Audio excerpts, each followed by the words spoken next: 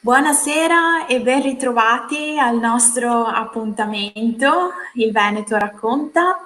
Buonasera a tutti quanti, ben ritrovati. Io sono Valentina, una guida turistica del Veneto, di Venezia e anche di Treviso e della sua provincia. E infatti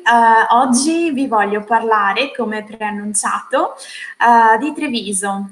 Oggi infatti, come si dice, gioco in casa. Treviso, la mia città. E appunto avevo piacere di parlare con voi, di illustrarvi quello che potrebbe essere magari anche un vostro itinerario ideale se appunto avete piacere di visitare questa cittadina alle porte di Venezia, diciamo all'incirca un'ora da Venezia. E appunto seguendo questo percorso ideale vi porto appunto a visitare diciamo sia esternamente o anche se si vuole magari fare qualche visita all'interno di qualche chiesa che adesso vi vado a illustrare piuttosto che in qualche museo, proprio perché Treviso è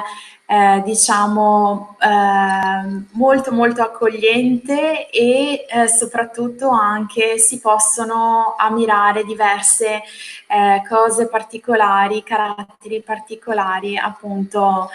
riguardanti l'arte, la storia e in generale insomma anche con attraverso i colori, i suoi colori. Allora, vi do uno scorcio appunto, giusto per farvi capire. Partiamo dalla Piazza dei Signori, quella più conosciuta, la piazza centrale. E anche guardando appunto diciamo il simbolo che è la Piazza dei Signori, possiamo anche, vi posso anche raccontare, partendo dal nome, da dove deriva Treviso. Come mai appunto si chiama Treviso? Qual è l'origine del nome? Beh, diciamo che gli storici si sono, come dire, un po' diciamo, hanno fatto diverse ricerche, si sono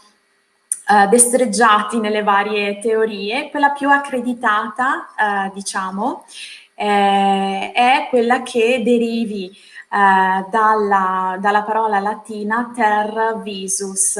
e quindi tre viste, tre visuali. Ma quali erano in passato le tre visuali di Treviso? Erano delle tre alture che da distante appunto al viandante, quando si scorgeva Treviso da lontano, si potevano vedere queste piccole tre collinette, una corrispondente al Duomo, una a Piazza dei Signori, quella che vi ho fatto appena vedere, l'altra a Sant'Andrea. E appunto molto probabilmente il nome deriva da questo. Altre teorie come per esempio dalla parola celtica tarv, che vuol dire toro, chissà, forse magari perché in passato c'era un allevamento o comunque si allevavano i tori, piuttosto che da terv, una parola gallica che significa villaggio di legno, oppure diciamo questa è un po' più recente, nel senso che a fine 1800 si è avuto un po' la consapevolezza della storia che ci circondava e si voleva pensare che derivasse da tre visi proprio, tre facce, e vi faccio vedere ora questa figura che è una fontana che si trova proprio di fronte al municipio di Treviso, Cassugana, e appunto che probabilmente c'era questa leggenda che derivi appunto dai tre visi, però non siamo distanti da quella che è la teoria più accreditata, nel senso tre viste, ter visus, appunto i tre punti di vista, le tre alture di Treviso che si scorgevano da distante. I viandanti appunto che scorgevano Treviso da distante, nel senso che la raggiungevano in passato per diciamo raggiungere la città più importante, Venezia, quindi tantissimi mercanti sono passati per Treviso. e appunto era accogliente anche in quel senso, nel senso che c'erano diverse locande e dove appunto i mercanti provenienti dal nord Europa piuttosto che ad altre regioni appunto si trovavano con la necessità di andare a Venezia e spesso e volentieri insomma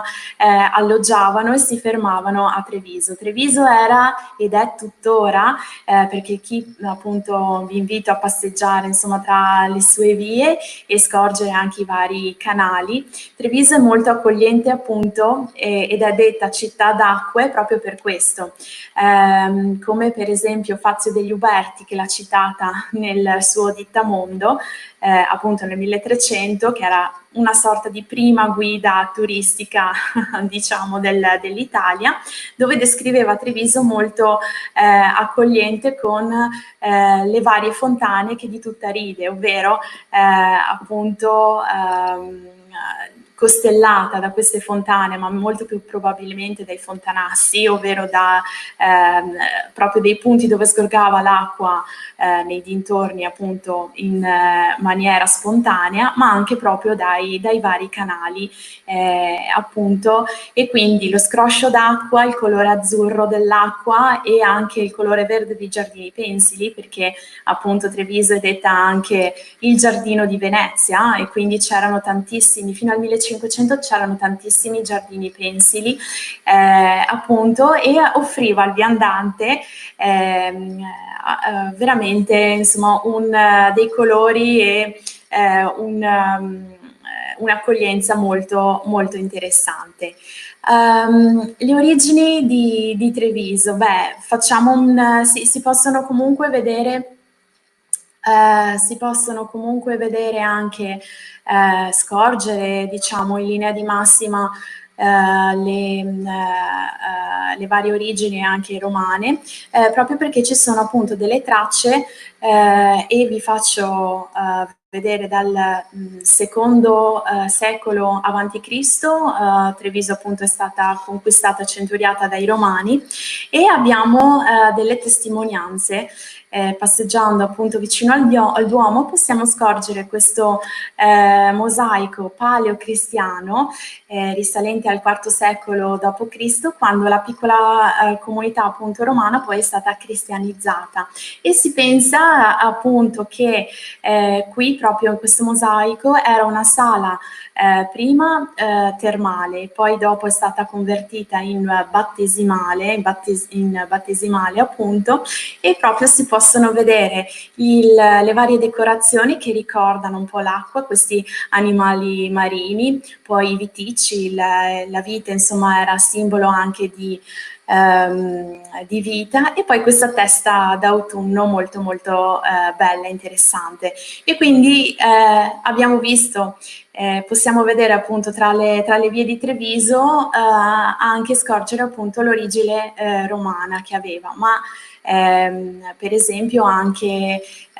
i due leoni che si trovano vicino appunto al Duomo, proprio di fronte al Duomo, ed altri punti insomma dove si possono vedere queste tracce romane. Poi Treviso dal 1100, quando è diventata comune autonomo, poi è stata concessa anche l'autorizzazione per costruire palazzi in muratura al posto di legno, e quando si cammina per il Cal Maggiore, quello che era in passato il Callis Maior, ovvero la strada romana, appunto che tagliava la città. Quando si passeggia appunto per il Cal Maggiore vi invito a scorgere i portici, che sono proprio risalenti al 1164, quando appunto Federico Barbarossa ha dato l'ok alla città di costruire in muratura, e appunto poi da quella data si è cominciato a costruire i palazzi in pietra e poi anche i vari portici, e pensate appunto quanto antichi sono. Treviso città d'acque abbiamo detto e d'arte come non citare tra i tantissimi autori appunto che hanno dato lustro alla città, uno su tutti Tommaso da Modena. Tommaso da Modena appunto che nel 1300 ha lasciato tantissime testimonianze di decorazione, insomma è stato chiamato per decorare tantissime punti diciamo simbolo di Treviso, ovvero per esempio San Nicolò,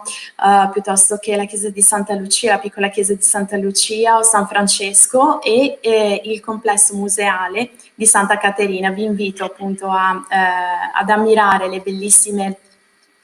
appunto il bellissimo ciclo delle storie di Sant'Orsola. E io vi voglio far vedere una curiosità sempre di Tommaso da Modena, ovvero lui ha decorato la sala del capitolo del convento dei Domenicani e questa curiosità, ovvero ha raffigurato 40 diversi illustri domenicani è impossibile appunto vederli diciamo tutti e 40, ma vi voglio dare uno scorcio, voglio far vedere intanto i colori molto sgargianti e anche una curiosità, ogni domenicano appunto illustre ed è stato dipinto come fotografato, intento a studiare piuttosto che a meditare nel suo scriptorium e uno diverso dall'altro, uno con un carattere diverso dall'altro, ovvero intento a fare una cosa diversa e appunto con un abbigliamento quantomeno o con degli oggetti insomma quantomeno diversi, uno diverso dall'altro. Uno su tutti, quello che vedete alla vostra destra, quindi il terzo partendo da sinistra, è il frate che indossa gli occhiali. E possiamo pensare appunto che nel 1352, quando è stata decorata questa sala, è stato proprio il primo esempio di occhiale raffigurato, la prima raffigurazione in assoluto degli occhiali, proprio anche a testimonianza di che cos'era Treviso appunto nell'epoca medievale, nel periodo medievale, ovvero fiorente di tantissimi artigiani, come in questo caso appunto chi fabbricava gli occhiali. Ma che cos'altro si può ammirare a Treviso anche semplicemente facendo una passeggiata? Per esempio io vi do un'idea, sabato e domenica appunto io sto ricominciando a fare con molto piacere le mie passeggiate guidate appunto in esterna e andremo a visitare e vi voglio anche appunto nel vostro itinerario ideale di Treviso a scorgere quelle che noi chiamiamo le case affrescate, perché Treviso appunto da quando è stata poi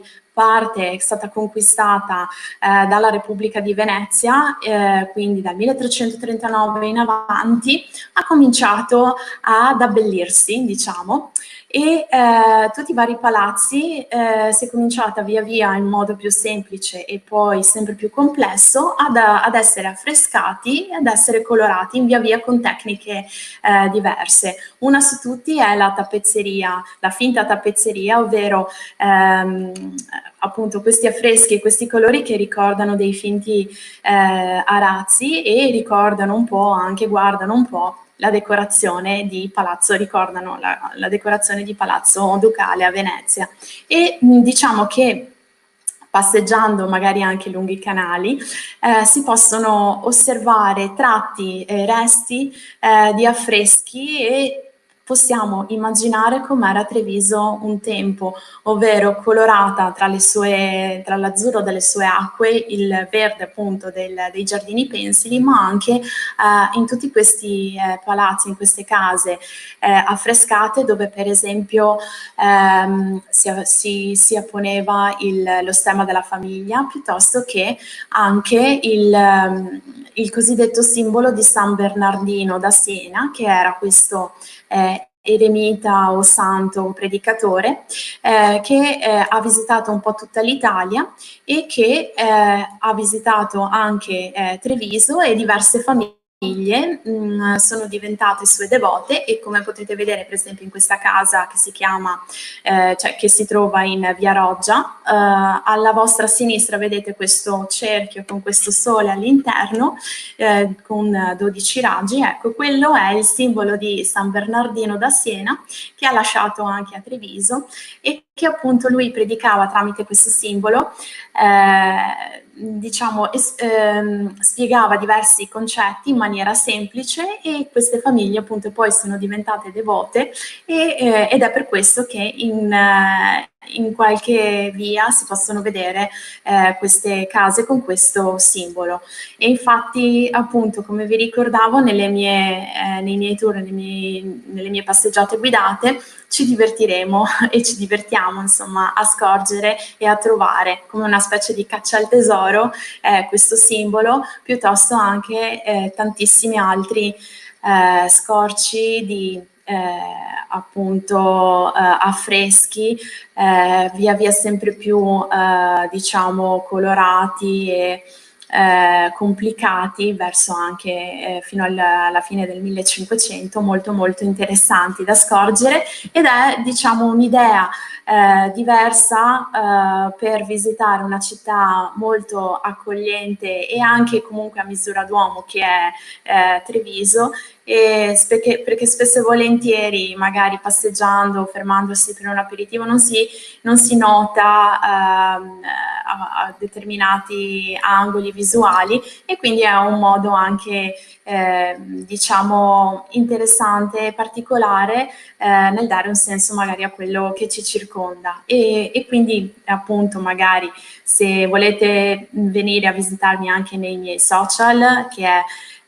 la mia pagina Facebook Not Only Venice Tourist Guide, piuttosto che in Instagram non solamente Not Only Venice, potete vedere sia diverse immagini appunto di Treviso di cui vi ho parlato, ma anche tenervi aggiornati su i vari eventi che faccio e i vari tour